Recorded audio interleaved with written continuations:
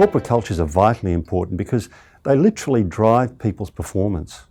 It was as far back as 1992 that Cotter and Heskett wrote what is now considered a landmark book called Corporate Culture and Performance. In that book, they looked at companies that had great cultures and compared those to other companies.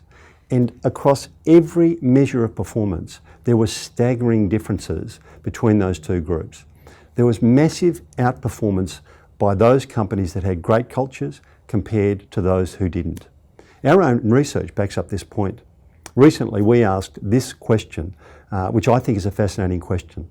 If the culture of your workplace was to become as good as it realistically could, how much improvement would there be on people's performance and productivity? The results we got back were amazing.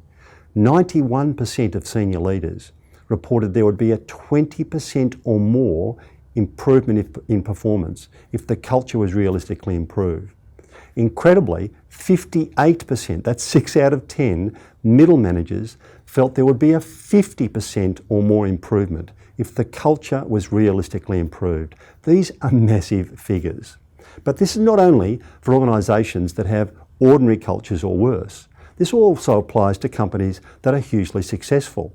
Right now we're working with companies that are being very successful and want to lock in their great culture as a point of distinction, as a point of difference from other organisations. So if there's this massive capacity, why is it that it is not being tapped into in so many organisations? In my view, it relates to the complexity of the concept of culture. What people don't understand, they don't manage. What they don't manage, they become victims of. And I think that's often the case, sometimes with senior leaders as well. That's part of the reason I created the concept of UGRs.